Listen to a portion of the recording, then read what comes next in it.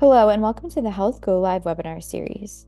Today's episode is brought to you by your friends at Noom. We would like to remind you that the chat feature is available, so feel free to send in your questions and comments throughout the presentation. We would love to hear from you. And with that, I will turn it over to today's moderator, Kyle Smith. Good afternoon, everybody. I'm Kyle Smith. I lead healthcare marketing here for Noom, and today we're going to be talking about mindset and why GLP-1 success depends on lifestyle and behavior change. And the key to unlocking the efficacy of GLP-1s and making those lifestyle changes is something we talk a lot about. Really, really hard to do, and we want to tackle that topic today. And joining me are two of my colleagues, Dr. Linda Anagawa, who is our Chief Medical Officer at Noom, and Jack Breslauer, our Senior Director of Product. With that, I will hand it over to Dr. Linda and have her get started. Great. Thank you so much, Kyle, and welcome everyone. Really excited to be here today to talk about mindset matters. And if Jack, you can go ahead and share our slides, we can get right into it.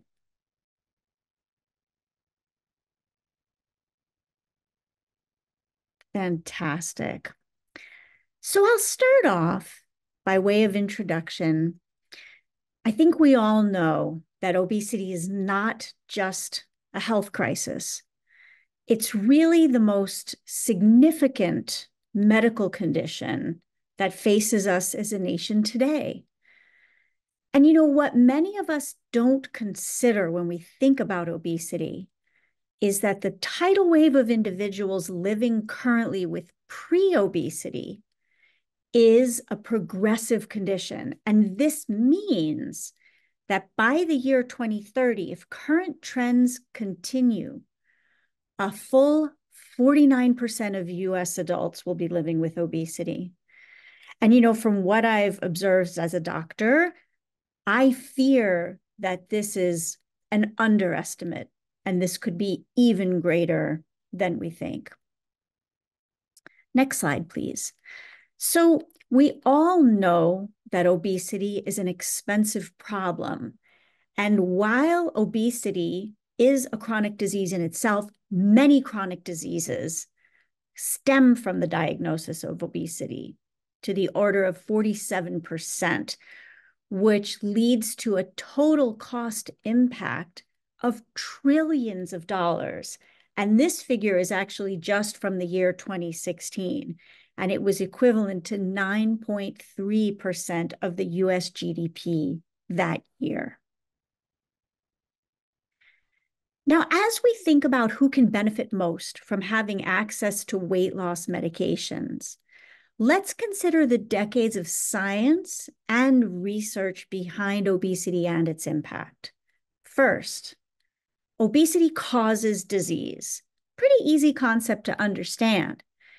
Dysfunction of healthy, normal fat cells, which is referred to as adiposopathy, along with the abnormal physical forces known as fat mass disease, both together can contribute to progressive organ dysfunction and premature mortality.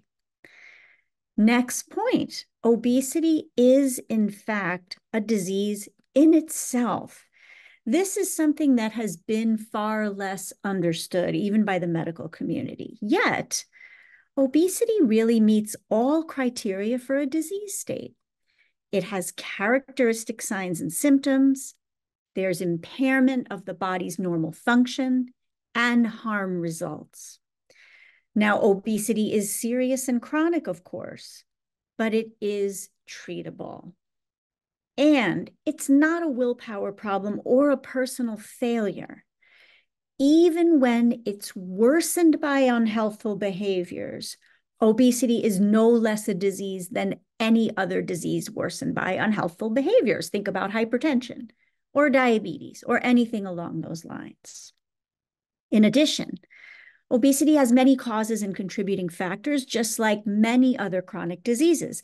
There's a whole range of genetic, hormonal, behavioral, environmental, and biological factors that all contribute. And in a little bit, we'll talk about what it looks like to take a holistic approach that addresses all these factors. And then the last thing I'll say here is that weight regulation is complicated. Our body's biological imperative drives us to conserve our weight, even if the weight is causing harm. For example, if you try eating less, or if you try moving more, there are hundreds of hormones and signaling molecules that kick in to block weight loss. So no matter how determined we might be to lose weight or be healthier, cannot alone override how evolution has altered the human body in this way over thousands of years. Next, I want to talk about how GLP-1 receptor agonists or stimulators work in the body. After we eat, as food transits through our digestive tract, our bodies naturally produce our own GLP-1 hormone, which the drugs boost. Now, there are lots of different effects of this hormone on how our bodies use sugar, how our bodies take up sugar in the peripheral organs, as well as reduced appetite by direct action on the brain's hunger center, known as the hypothalamus. Another key function of GLP-1 is to help promote normal blood sugar levels. And one of the ways this occurs is by promoting release of the hormone insulin, especially when we eat a carbohydrate-rich meal. So something that contains rice, potatoes, pasta, fruits, or other sugars. And this is incidentally one reason why eating high amount of carbohydrates can interfere with the weight loss impact of a GLP-1 physiologically due to the insulin release. Because technically, insulin is also a fat storage hormone. On the next slide, what's also intriguing is beyond the gut and beyond weight loss, we are finding that these medications, GLP-1s, can have enormous potential positive impact throughout the body, including on the heart, the brain, the entire nervous system, the liver, the kidney, just for starters. Eli Lilly, in one of their most recent earnings calls, shared the news that with its newest offering, Zepbound, 74% of participants in one of its trials were actually free of metabolic liver disease within a year. That's pretty amazing. So are these magic pills? On the next slide, not exactly. So you might think they are magic pills due to all the media frenzy lately, which of course, besides increasing public knowledge of exactly what these drugs can do, a good thing, it also fuels miscommunication and misinformation, as well as somewhat dangerous behaviors, like, for example, compounding the salt form of semaglutide, which is only approved for research and not clinical use. We do think about these GLP-1 booster medications as almost like a governor for the brain as well. They suppress appetite. But this doesn't mean that when you do have an appetite that you will choose the right things to eat for your body. So they suppress the need to eat, but they don't give us long-term results without dedicated support. So I wanted to also show on the next slide, what I always like to say is that obesity care goes way beyond a prescription. 4 pillars of treatment in obesity medicine that we talk about, and this is courtesy of the Obesity Medicine Association, includes nutrition, physical activity, behavior, and medication. These 4 pillars are absolutely paramount to develop a treatment plan to maximize success. I'll also say when you look at premature death from chronic metabolic disease on the next slide, a lot of this is based on daily habits and behaviors. Sure, they are genetics, the zip code that you live, access to care, and other important factors. But because the behavioral contribution to early death is so large, we have a huge opportunity to create impact here. So medications working together with behavioral support can fight against metabolic adaptation and help individuals succeed. On the next slide, I also wanted to show you demonstrated outcomes. We paired Noom's curriculum and support with an early stage GLP-1 medication where we studied over 65,000 patients. It was not surprising that using Noom, along with an earlier GLP-1, had the best weight loss outcomes in the red bars. But what was surprising and quite interesting is that using intensive lifestyle support in the form of Noom on its own in the green bars actually outperformed the drug alone. And I'll also point out this is in direct contrast to clinical studies in which placebo lifestyle change typically can't outperform rather meds. And this is in contrast to currently available data that shows that without staying on medication, weight is regained. So in my view, this data only begins to hint at the possibilities of what we can accomplish when we pair the newest, most highly effective anti-obesity medicines with this kind of tailored support, which already show tremendous results on their own. So on the next couple of slides, I want to show you how we align psychology along with biology to get the sustainable long-term outcomes. So in these multiple different phases of treatment, including the evaluation phase, the intensive treatment phase, as well as the maintenance phase, all of this is anchored within the behavioral change curriculum. On the next slide, I want to show you that the core of the changes occur during this middle phase, the treatment phase, in which individuals gain a much deeper understanding of the why behind their habits. And, absolutely weight maintenance is possible, but it's important to realize that the drug alone cannot drive this. And that's why current data that we have available shows weight regain once you stop a drug like semaglutide. Only the sustained lifestyle changes along with the biological support can drive those long-term improvements in craving pathways and insulin resistance that comes with this combination together. They literally rewire the brain over time. And we're going to bring this together in the example of a real-life person. Meet Cheryl. This is an individual who has been on Ozempic for a year, but has only lost 10 pounds. And I cannot tell you how many times I have seen this in my own clinical practice. Cheryl reported a history of yo-yo dieting, emotional eating, and using food as a coping mechanism, as many people do. She feels confused about what to eat. There's so much conflicting advice out there. She said, it's like my body is starting to change, but my brain is still the same. How do we support a member like Cheryl?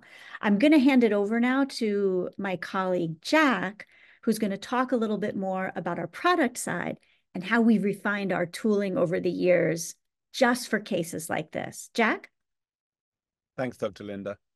So I had the pleasure of actually speaking to Cheryl myself a couple of weeks ago, and it really did illustrate some of the paradoxes of what Dr. Linda has been sharing. And so, as you've heard, when you are prescribed a GLP-1, it says on the prescription to be paired with diet and lifestyle changes, and they pretty much all have the same basic components. There's some educational material to help you learn about nutrition and the changes in your body from taking the medication, some way of tracking your own behavior and whether you're able to adhere to those changes that are prescribed, and then some sort of support mechanism, whether that's coaching or a community to help you stay on track. And so, why is it that when they all have the same things, we have this paradox that Dr. Linda mentioned, where most of them don't seem to outperform the drug and don't seem to do very much at all as the placebo in these studies? And the answer we would submit is that as you and probably many people in your lives have said to yourselves, people know what to do, but it's actually doing it that's difficult. And so creating these programs is easy, but making them work is very, very difficult. And I think that's really Noom's killer edge. So what is that edge? Well, we've been doing this for a really long time. We've been doing this since GLP-1s were a twinkle in Novo Nordisk's eye. And we were the sixth app on the Android store. And since then, we have been rigorously studying the evolving behavior change and physiological science of metabolism, psychology, and weight loss. And we've been running extremely rigorous experiments, thousands of them, that significantly level up the rigor and the number of participants that academic and other offerings are able to leverage to demonstrate that the specific interventions we have actually work in terms of keeping people on the program and delivering the outcomes that they're looking for. And the way that we come up with the ideas to test is by knowing our users very intimately by talking to them. That's very, very deeply woven into the fabric of our cultural DNA. And I've personally spoken to more than 300 users since I started at Noom, and Cheryl is one of them. And so now we're going to go through Cheryl's story, and I'm going to show you how some of the behavioral interventions that we've designed can help Cheryl as a GLP-1 user looking to change her psychology and lose weight. And I'm going to point to the specific behavioral economics principle at play, as well as how the intervention has benefited our overall population. So I look forward to you joining me on this little timeline of Cheryl's experience. So right from the get-go, Noom is violating one of the cardinal rules of behavior change design and app design, which is to have the shortest, lowest friction onboarding possible. Certainly in the technology space, it's an orthodoxy to say, get people into the product as easily, as quickly as possible. Whereas our intake form, our intake quiz has more than 70 questions in it. So why is that? That's because we found that people who are ready to embark on a real weight loss and behavior change journey have huge amounts of latent upfront motivation. They know from the past that that motivation will wane, and they want to do whatever they can on day one to increase their odds of success. And so by going through this extremely long survey with us and telling us a lot about themselves, firstly, it helps them feel invested in the program. It helps them start to actually understand through questioning some of the underlying principles that they're going to have to internalize. And it gives us a bunch of data to personalize the program to work as well as possible for them. So you can see in this example, we ask questions about psychology. We also ask questions about whether you're taking a GLP-1, and we radically change the program based on the answer to that question. So in Cheryl's case, she's taking one. We're going to see what that program is like. So this brings me to one of the many reasons why weight loss is so difficult. And that is because the actual progress you see on the scale comes way after the changes in your behavior and in your food and activity that are needed to lead to those changes on the scale. And a lot of people become discouraged and fall off the wagon before they start to see the weight coming off. And so we've really designed our program to offer leading indicators that suggest that if you keep going as you are, you will start to see the results. On the left, we've designed a really visual way of representing a user's progress through the course, and we've provided concrete milestones where we can help them understand at this point, you will have learned these skills, you will have this knowledge, and will probably be starting to get into this sort of zone in terms of your weight loss. On the right, we have this concept called a Noom coin, which is really a token we created to represent the critical behaviors that are needed at any given point to lose weight. At the beginning, that's reading our articles, logging your meals, and weighing yourself. And we've done a bunch of intense data studies to help show users that as they gather those Noom coins, they can expect to see weight loss down the line. So Noom coins today will turn into weight loss tomorrow. And that helps really encourage users and helps them stay the course at the beginning. And these interventions actually were proven in our experimentation to improve product engagement and retention by more than 10% each. The next gauntlet for many people who are trying to lose weight is the scale itself and the relationship they have with it. So for a lot of people, when they stand on the scale, a very harsh judgmental voice comes out and tells them all sorts of things about their own virtue or lack thereof, self-worth or lack thereof. And so we have designed a couple of features to help reframe this internal dialogue for the better. So we have feedback that shows up when users weigh themselves, which is designed to help seed in the user's mind the types of reactions they should have if they have a very encouraging day and they've lost weight, to not over-index on that or get carried away. And if they've had a frustrating day where they've gained weight or they're plateauing, to understand that that's part of the natural variation and part of the natural delay of the weight loss process. And then we have this journaling tool where users can actually start to practice being open about their own reactions to their weight and modeling the kinds of healthy internal dialogue that will serve them in the long term. And these also drove a significant improvement in long-term retention and weight loss. So the next thing, which is one of the things that Noom is best known for, is our color system. So as Dr. Linda said, many of our users, like Cheryl, have had so many conflicting pieces of information and advice about food over the years, as nutrition science has waxed and waned through various fads. They don't even know what they should be eating anymore. And so we boil this down into a simple heuristic, which is our color system, so that foods that are orange are foods that you should try to eat less of, and foods that are green are foods that you should try and eat more of. And one cool thing about this color system is that it's adaptable based on the nutritional needs of the specific user. So for a user like Cheryl, we actually tweak it so that we privilege foods that are very high in protein, because that's so important for people on GLP-1s who need to retain their muscle mass and may not need as much problem maintaining a caloric deficit. And we also have tools like the ones that I've shown here that help really internalize and drill in this color system to a user's head. So on the left, you have a food lookup tool so that when Cheryl's in the supermarket or a restaurant or standing in front of her pantry, she can look up a food and see what color it is. And we also have AI-driven alternatives for some of the orange foods. And then on the right, we have games that help to really drill and help users memorize this color system so that they don't even need to refer to the app in the long term. And these recent improvements to the color system drove more than a 12% improvement in weight loss in our users. One of the early trapdoors that many of our users and many people trying to lose weight fall into is all or nothing thinking, which is a common psychological trap, which means they start off and they're being model students, they're eating everything they should be eating, they're not eating anything they shouldn't be eating, and then something happens. Maybe it's a social event, maybe it's a really hard day where they need to comfort themselves with some ice cream, maybe it's some travel where their routines are disruptive and they can't eat what they want. And then the all or nothing thinking kicks in and they think, well, I'm off the wagon, I might as well give up. That's very harmful. And so we introduced this concept called a treat day, which is designed to basically instruct users that it's okay to waver off the course temporarily, and especially if you can be intentional about it, as long as you then get back on the wagon afterwards.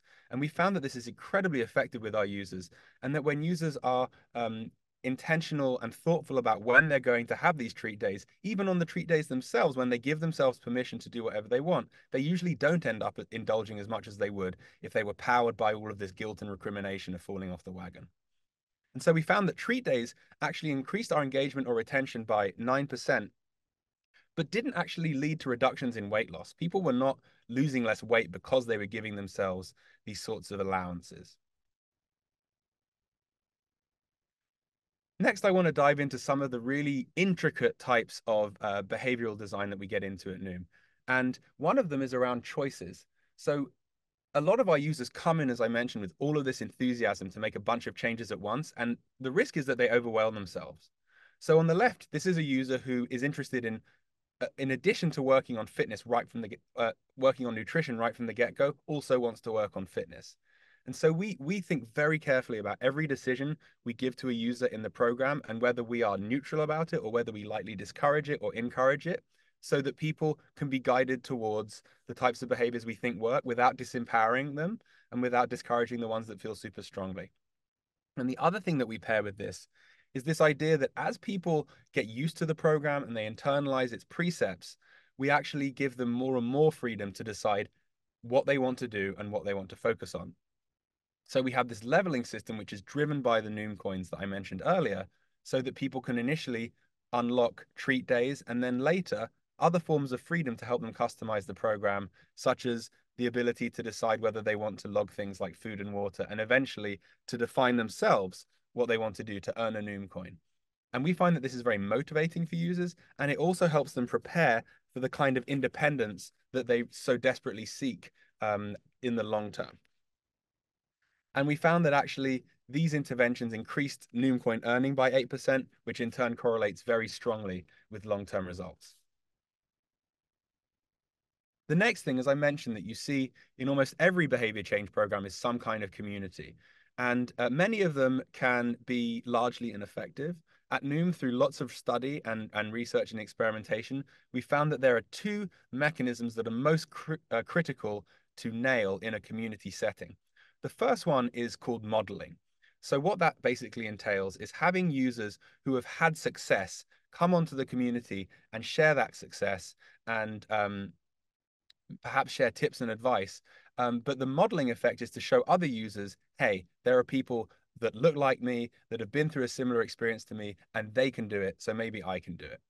And the flip side of that is normalization, to basically have people who are frustrated, who are struggling, who have hit a wall, come on the community and say, listen, I'm having a hard time with this, and have users who are like them come and reassure them and comfort them. And for people to see that struggle and to also understand it's normal to struggle. The fact that I'm struggling does not mean that this isn't going to work for me, and I should persist.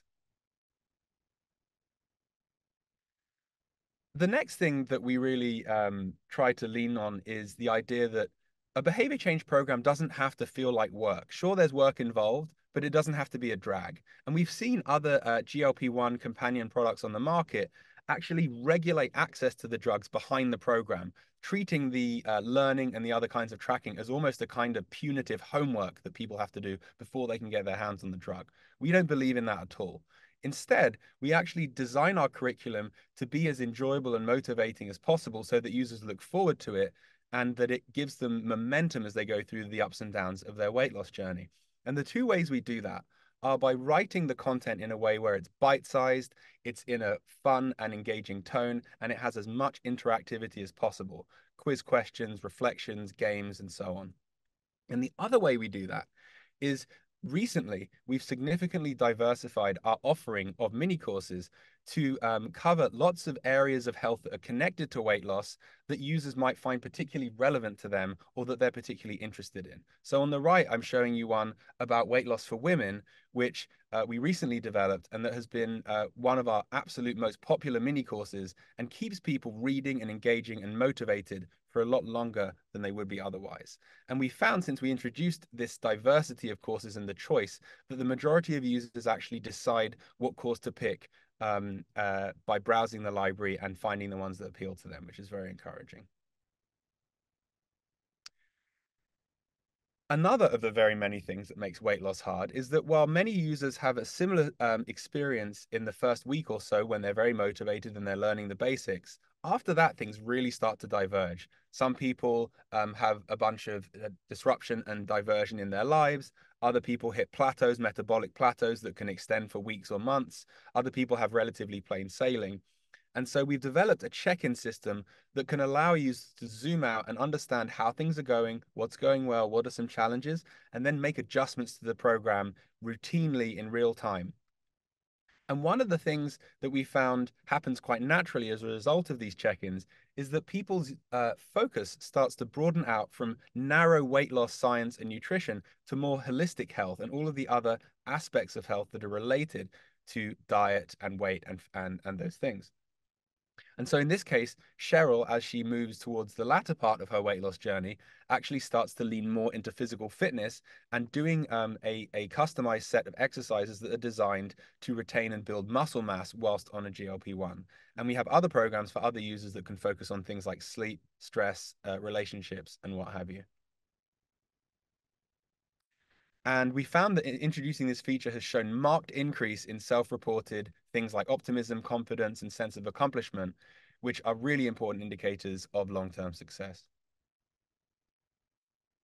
And so finally, or actually penultimately, a user will get to a point where they are happy with their weight.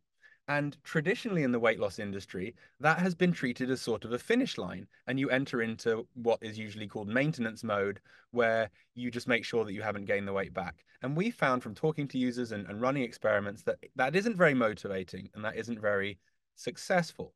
Instead, we've chosen to position our offering as a phase shift from a focus on investing to change your behavior and your health to a focus on conserving your energy in your life, but making sure that you sustain all of the gains that you have from your period of investment.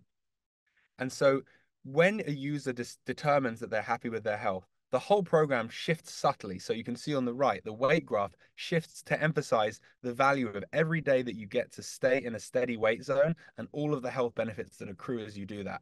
The content also shifts to focus on all of the strategies and all of the value of maintaining a steady weight. And so for our user who's on a GLP-1, typically this is something that they really have to land and get comfortable with before they can then start to think about tapering off the drug. And we found that when we introduced this experience and this shift to a sustainability framing, that it increased long-term engagement as well. So I'll hand it back over to Dr. Linda to talk about this critical moment of deciding when and how to taper off the GLP-1s. Great. Thank you so much, Jack. All right. So now at goal, and this can either be a goal weight or a goal health outcome as defined by the patient along with their clinician, the off-ramping process can begin. So, the process can be triggered by a number of things. There might be improvements in biomarkers such as glucose, blood pressure, lipids, or, even just a desire from the patient to be free of a weight loss medication, just like the process of losing weight has helped them to be free of other chronic medications that they might be on. So this is really a critical juncture. We've done the upfront work. We've helped prepare people physically with medication. And as Jack just showed you, we've really helped prepare people mentally. So it doesn't mean, however, that the journey is ending. So on the next slide, while GLP-1 medication then is gradually tapered under clinician guidance, the power of the psychological change processes can now really take hold. So there's improved protein-first nutrition that's preserving lean mass, driving satiety, and really powering the members' physiology with energy and focus. So it really keeps the motivation going, and the reduction in the processed foods that individuals are eating, as well as the sugars, help maintain insulin sensitivity too. And that's a key factor in preventing weight regain.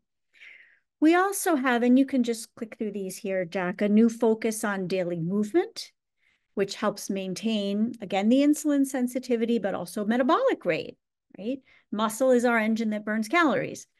Motivation, resilience to all the stressors of daily life, as well as just a commitment to continuing the journey, and other supportive content on the off-ramping and the maintenance process include things like just navigating life's challenges. Also, your relationship to your new body, how to navigate slips, and so much more.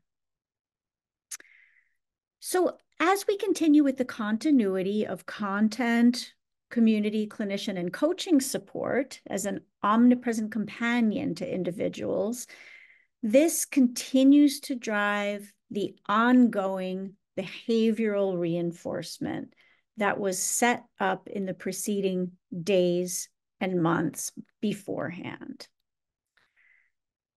And on the next slide, as we close, Jack, I would love to hear any additional thoughts that you have to share to our listeners today.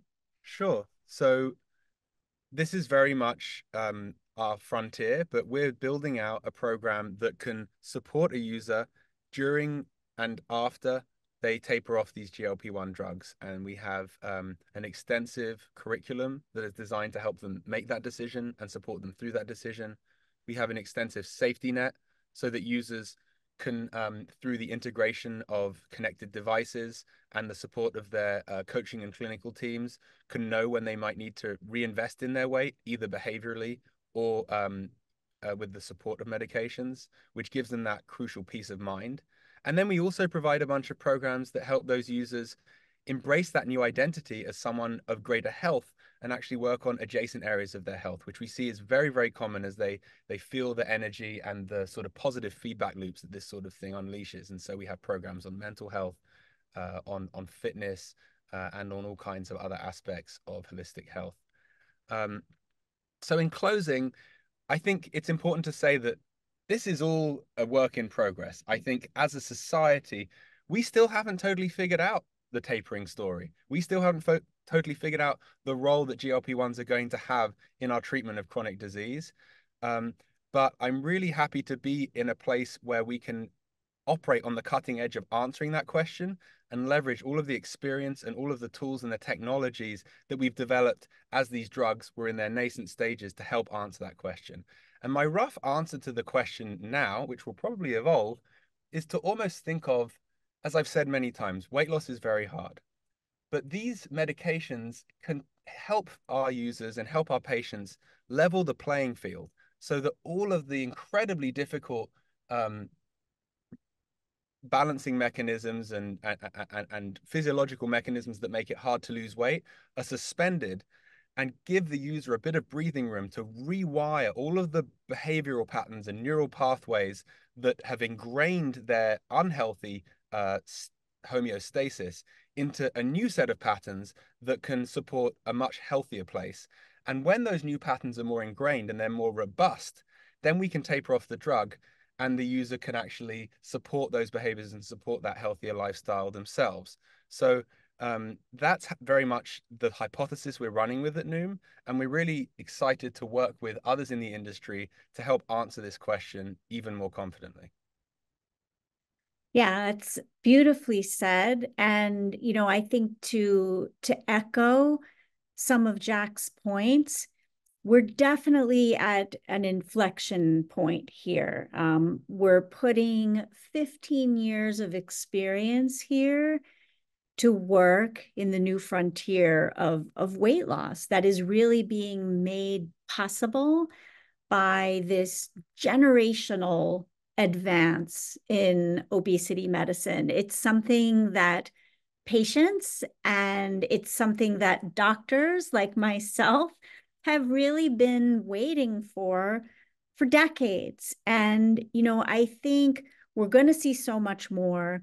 This is really just the tip of the iceberg here with the agents that we have available today. There's going to be so much more coming in the next 3 to 5 years.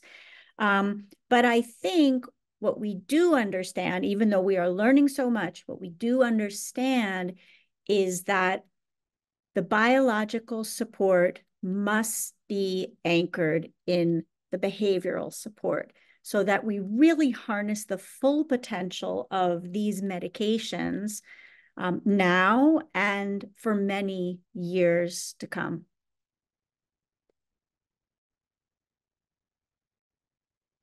That was great. Thanks so much, Linda and Jack. We'll actually open up now for some questions that have been coming in as the presentation's been going on, and I'll play moderator here and actually filter them out. So first one that popped up was actually around continuous glucose monitoring. and that the technology to assist patients in weight management, a lot of studies talking about real-time CGM contributing to modifying eating behaviors effectively. Does Noom do something like that or incorporate that into the experience? I can speak to that. So as of right now, we don't incorporate CGM, but it is something that we talk about quite a lot. The other thing we talk about is, is there a way to use AI to help with predictive responses so that we're able to give users feedback? For example, how might your sugar change if you're eating a banana versus eating a boiled egg? Anything to share there, Jack? Sure, yeah. I actually got to try out CGM myself last year, and it was very illuminating. And I think the way that we're attacking it is by significantly upgrading our ability to integrate with all kinds of passive wearable data in order to help a user make sense of that data and then take action on that data. And we actually think that there's a huge amount of very insightful data that a user can already get from their Apple Watch or any other wearable they have that's a lot less invasive than a CGM. So we're starting there.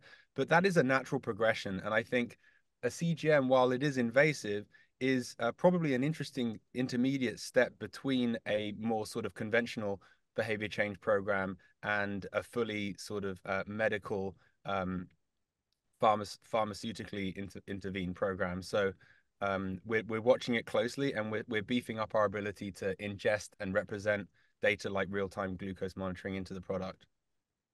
That's great.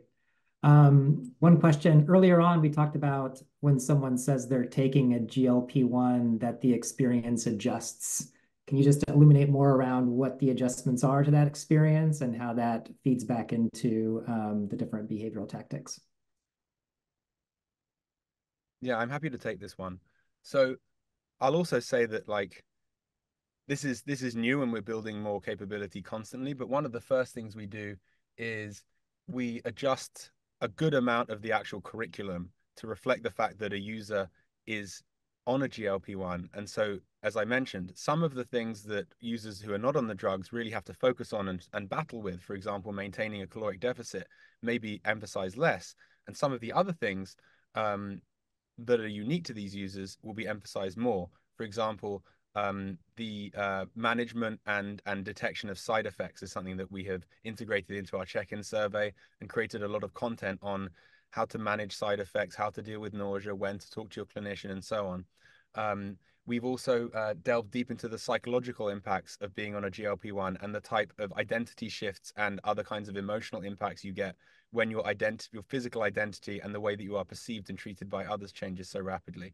We've also adjusted, as I mentioned, our color system so that it heavily emphasizes protein intake to support with holistic nutrition and muscle retention. And we heavily push certain kinds of exercise videos that are designed to support muscle mass retention as well. So those are just a few examples, but we have teams working on this full time to integrate even more deeply with that GLP-1 user experience. That's great. Next one in here is basically talking about tapering off of GLP-1s, and we talked about psychologically preparing yourself, but this is probably more for you, Linda. Like, when do you determine is actually the right time for someone to taper off of a GLP-1?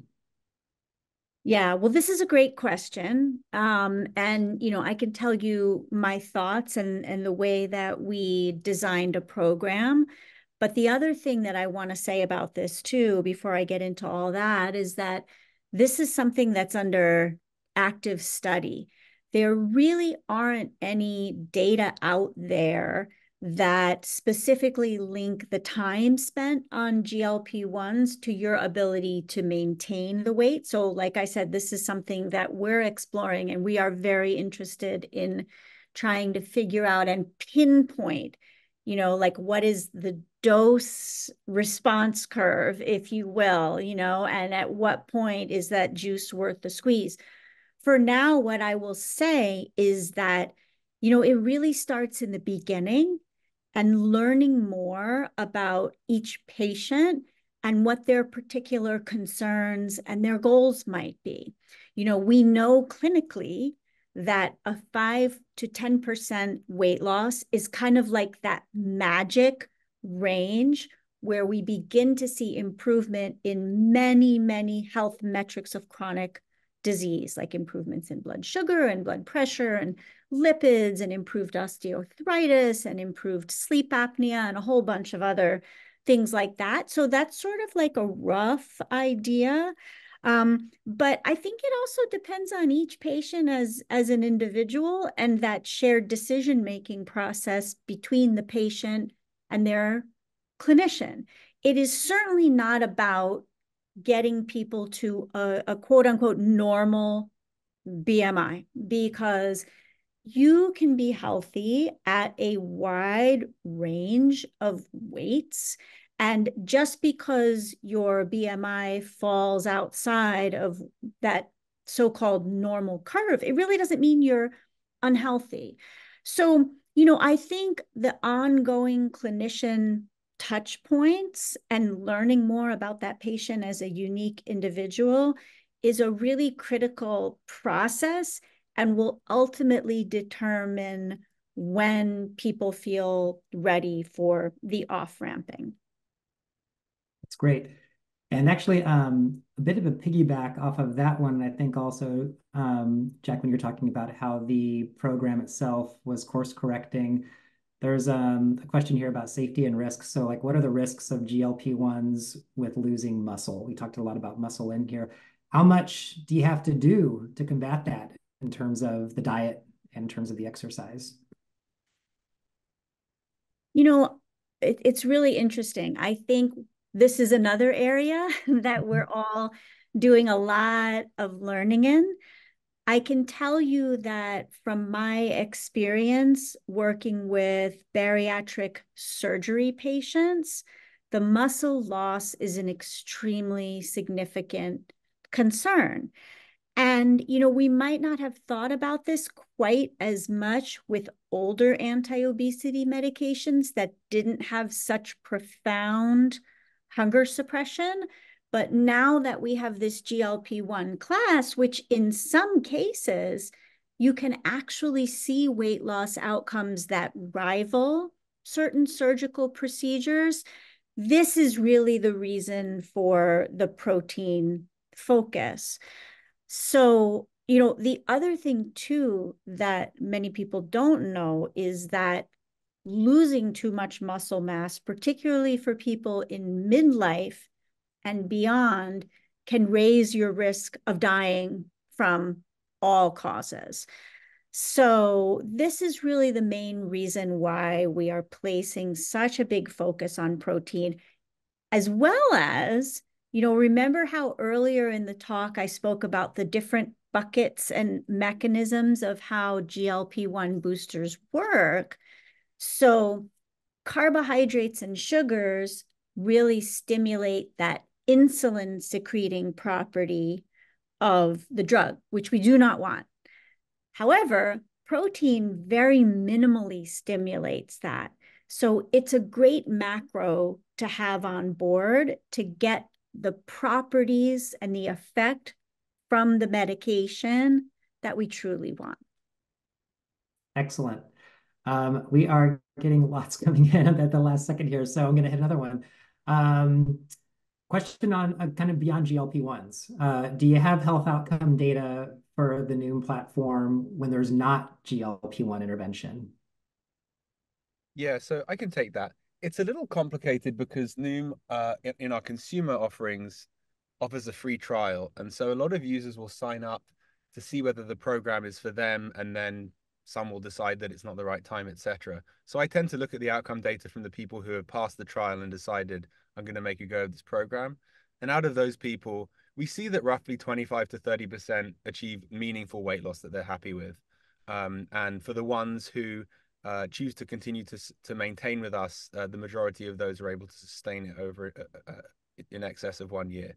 Of course, this sort of measurement outside of like an academic context is very difficult because you aren't really able to measure the people who churn off the program and so on. But that's roughly what we're working with.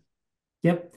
And actually, on the commercial side of the business, working with health plans and a few health systems as well as employers, we found that generally speaking, we get about 42% of engaged users will lose at least 5% of body weight just on the weight loss curriculum alone. And then we released a study about now a year ago that showed that a significant amount of people that had lost at least 10% of their body weight, this was a 30 BMI audience that was considered clinically obese and lost 10% of their body weight, 42% had kept all the weight off 2 years after Noom. So really showing the impact of maintenance for a 10% body weight loss. And then actually, I think it was around 78% had lost or maintained at least 5%. So still a healthy weight that had been kept off 2 years after completing Noom. Next one here, I think, is for you, Jack. It's a product-based question. Thinking about retention rate over time on Noom participants. How long does someone stay with Noom and what's the engagement look like? Yeah. So we don't think that that intensive investment phase in behavior change is something that people should be doing chronically, and we design our programs to have a duration that is commensurate with the amount of weight that a user is looking to lose. On average, they're about 4 months long.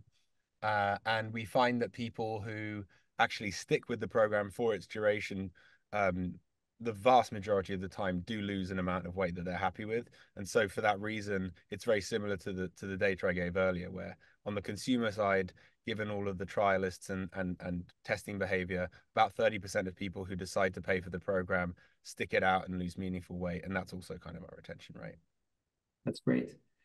Um, I'll give this one to you as well. There was actually a more of an accessibility question that said, how are you level setting for participants with limited mobility, wheelchairs? How do you gather data around those folks? Is it different for mobile individuals? Just curious if you've considered those limitations. Yeah, I'm glad you asked this question because we've actually just recently made a big improvement here. So we do actually ask in our very long 70 question intake about mobility and limitations on movement. And we are now able to adjust both the curriculum so that we don't actually have any discussions of physical activity that might feel exclusionary to people with limited mobility. And we're also able to customize the types of exercises that we actually offer to people with mobility restrictions. So we have a fairly wide compendium of seated exercises and water-based exercises and other exercises that are suitable for people with limited mobility. And I think that that's just a philosophy that as we've been able to personalize our platform more and more, we've been able to actually speak much more individually to people with specific situations that impact their ability or the opportunities they have in their health journey. So it makes a big difference, I think, psychologically to people in those situations. Excellent. Next one, I think, Lynn, will be for you. How do you expect the role of behavioral intervention like Noom to change as these next-gen GLP-1s become better and better at driving pure weight loss? Do you think it'll stay the same, or do you see some more pharmacologic agents taking better shape? Yeah, I mean, I certainly hope that there might be a little bit of an extra edge there in terms of overall weight loss numbers. But more importantly to me, I think, is the question of maintenance, right? The numbers in the clinical trials of some of these agents are phenomenal.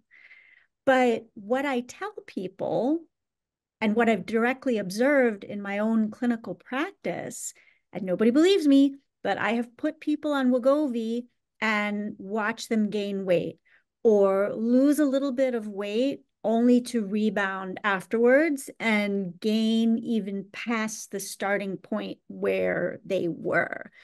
So I think what I'm really hoping for as a doctor is that maintained loss, maintained improve outcomes with the development of new therapeutics. That's great.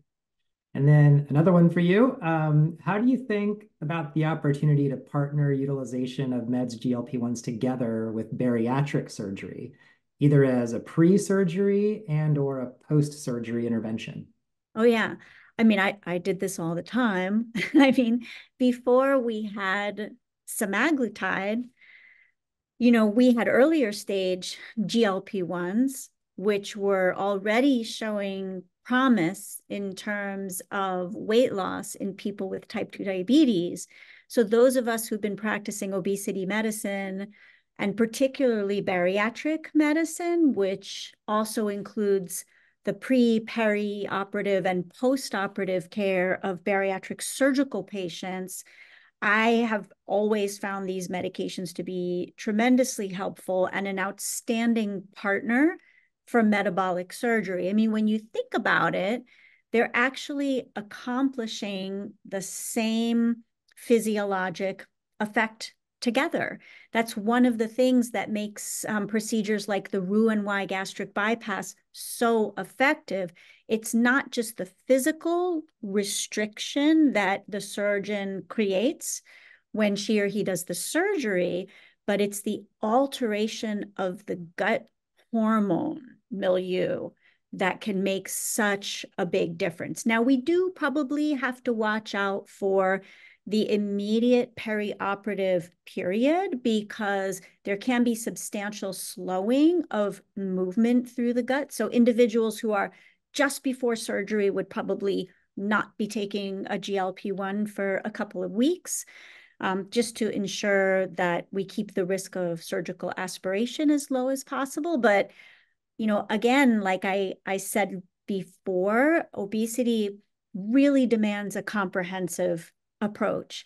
And I think partnering with our surgical colleagues with these additional powerful tools is a no-brainer. That's amazing. I think with that, we're about out of questions and we're also actually almost out of time. So that was actually a perfect ending point and a perfect statement to make. I want to thank Dr. Linda and Jack so much for this really insightful presentation. I believe this will be up and running on the health platform tomorrow for download and view. With that, I appreciate it. Have a great Thursday. Thank you to all of our speakers and to everyone that joined us today. Please visit our website at community.hlth.com to catch up on all Health Go Live webinars. And join us in Los Angeles, February 25th through 28th for VIVE 2024.